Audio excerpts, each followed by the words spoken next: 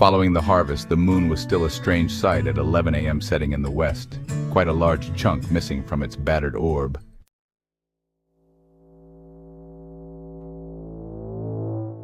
Also, there was the sun well risen in the east, seeming to balance the moon as its echo.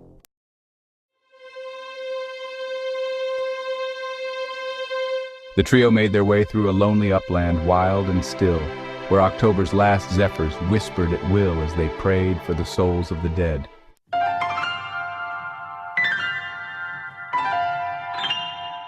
Towards evening, on a November's day, the first quarter moon rose very early, sitting atop the evening star, but then rose later and later each day, drawing away from Venus and thereby adding light to its own face.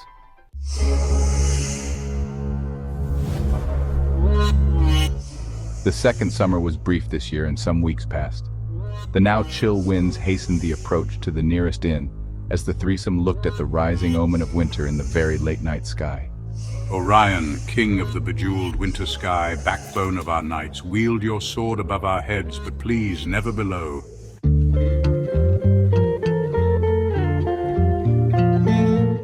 There, in the road ahead, a huge yellow beast, dead ahead and growing larger by the second. Right in front of their eyes did it lie.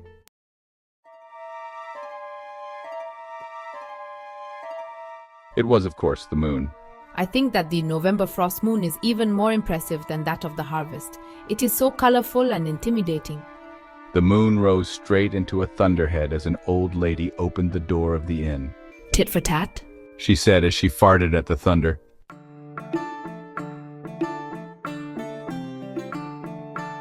"We'll need lodging for 3 travelers weary at the thought of the fast-approaching winter," said the 3 in unison, and in tune at that.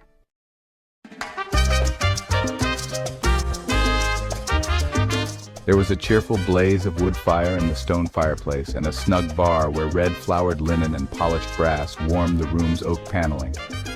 Glorious views of the Woodchester Valley and the silvery River Severn were as close as the nearest window. Some Celts insisted on buying them drinks so as to hear the tales of the wood. The wars of the centuries had been ever so kind to the inn. The bedrooms were well furnished, many with 4 posters. For dinner, there was the game of the season: Scotch salmon, wild duck, hare, venison, and partridge. Evenings were always fine and warm at the inn, a much-needed respite from frostbite. The whole of the inn shone with loving care. Bowls of nuts with nutcrackers handy were placed casually on tables in the living room. The walls were decked with weapons and hunting horns of copper and brass.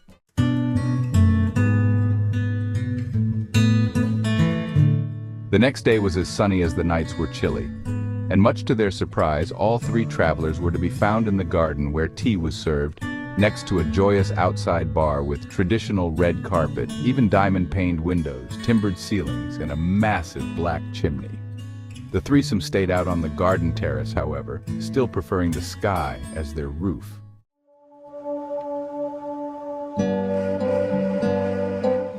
At twilight, they retired to their rooms, once reserved for only the noble. The rooms were warmly paneled and fragrant with the scent of wood burning on the raised hearth of the massive stone fireplace. They beheld a wealth of graceful furniture such as carved chests. It was enchanting to the last of the fresh flowers in the antique containers and the old oil prints on the wall. The rosy glow of the lamp spread over the velvet chairs.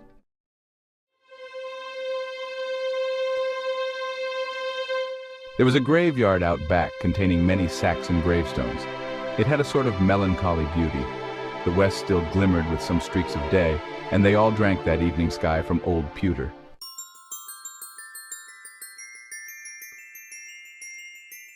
Dinner was a smoked supper with bottles of mulled port and a hum of pleasant voices. The scent of rare tobacco, which hadn't even been discovered by the world yet, filled the room.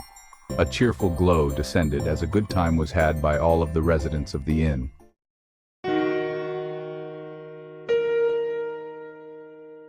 Well, in the first room of the inn resided an aging lady torn apart by all of the violence of the wars.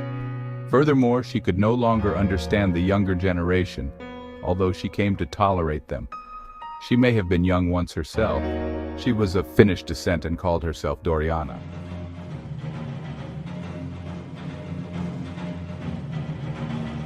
Yes, they call me Doriana. I've seen much in my time, and though the world has changed, some things remain the same.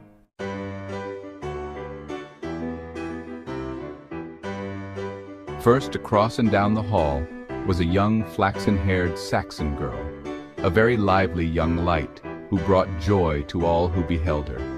It was she who brought the inn people together with adventure, showing them all how to be young again in spirit. Ah, life is but a fleeting moment. Let's make it a joyful one, shall we? It was said that a man could fall in love with her after a mere gaze. Indeed, many men sought out potions from magicians to lessen their enchantment, so that they could get about their daily business. She was but a temporary resident of the inn, and would leave in the dead of winter, never to be seen again upon the earth. She came to be known only as the Flaxen Saxon. Perhaps I am an angel of life itself, living in a perpetual sunrise of joy that is ever moving to mortals. Perhaps she was an angel of life itself, living in a perpetual sunrise of joy that was ever moving to mortals.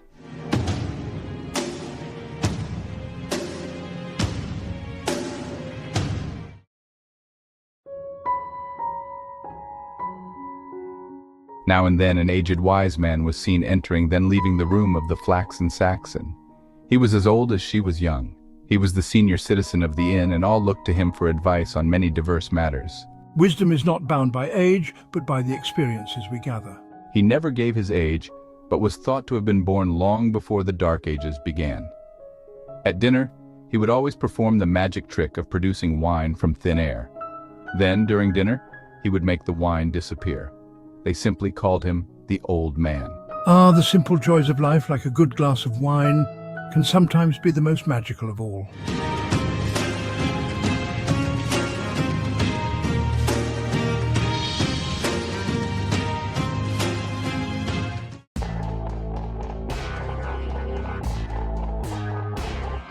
Next to Doriana's room resided the last remnant of the devil come to earth, evil incarnate, but ever suffering from a reduction of cursing power since the Grail was located. From time to time he even appeared somewhat normal, but to eliminate all evil from the world would be a farce, because without evil, good would have no contrast and could not very well exist either. Rooming with the devil was a silent scribe.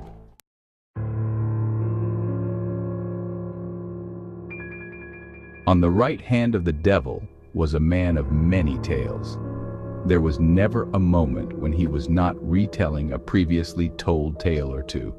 The tales struck fear into the ears of all within earshot, but it soon faded into a background noise.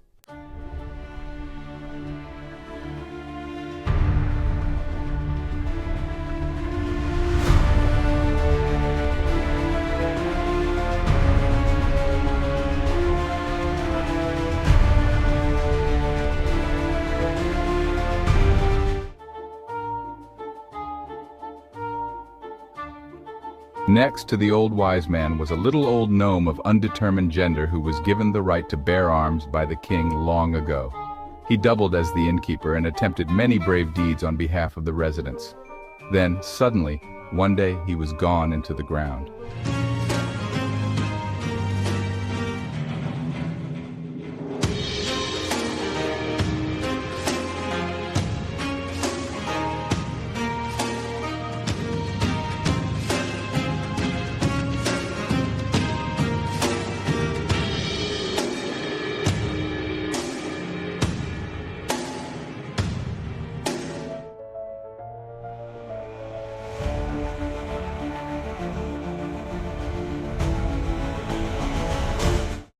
Across from the gnome lived a giant of a man, at least 8 feet tall, so very straight and very narrow, stalwart, lithe, and growing taller by the minute.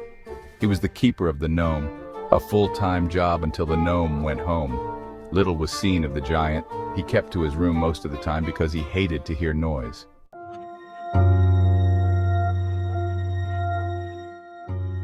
Across the hall from the old man and the Flaxen Saxon, and between the devil and the giant, there resided a writer-scholar named Geoffrey, one who wished to record the stories of the times. And so it was I who recorded some of the tales of Percival and of many others. I wrote of knights and chivalry and of adventures and of country inns where there resided a writer who wished to record the stories of the times. He wrote best under the influence of the many great wines bequeathed by the old wise man. So, when I wasn't writing, I was to be found in the inn's great dining hall, washing down my wine with some food. The little time that he had left was spent being the shadow of those who were enchanted, such as Percival. But this moonlight shadow job could be attended to but rarely, so, many times, the enchanted had no shadows at all.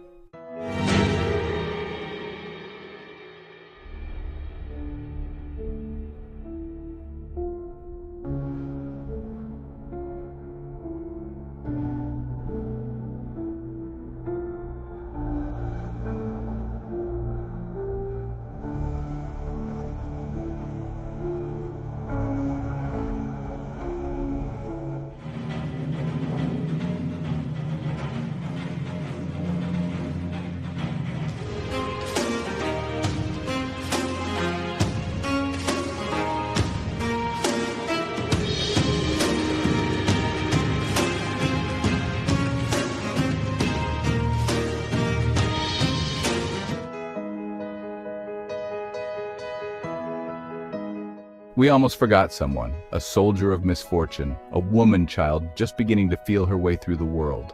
One who was sometimes very likable, sometimes not so, but ever entertaining. She was to become the first woman knight and achieve great honor in the years to come. So much for the residents, the rest were mostly transients.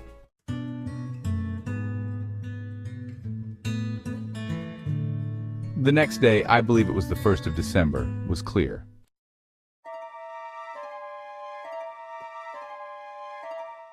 And Venus could even be seen, even in the daytime as it was coming close to Earth.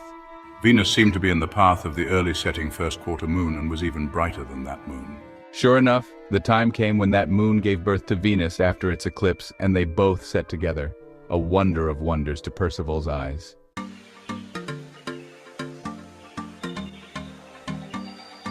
No moonlight streaked through the window cracks that night, as Alexis slept with the man of her daydreams. A new acquaintance, as did Guinevere as well, having met a man.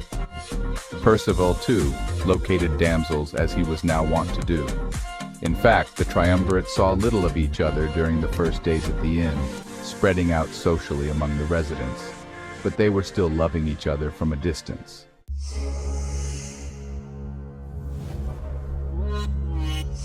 The morning brought the dragon's breath, sleet, and hailballs. All hearts sank as the first real impression of winter iced the last wisps of the summer wind.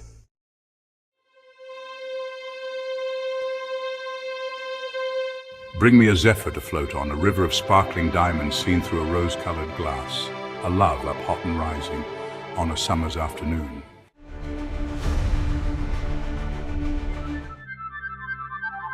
Then, without a whole lot of warning, the mist lifted, pierced by Orion's sword. Orion was now Merlin, perhaps. Well, who could blame Merlin? He had an idea that worked time and time again. Nursemaid to kings, link to the netherworld, guider of life, dragon caller, force user, legend creator, and magician.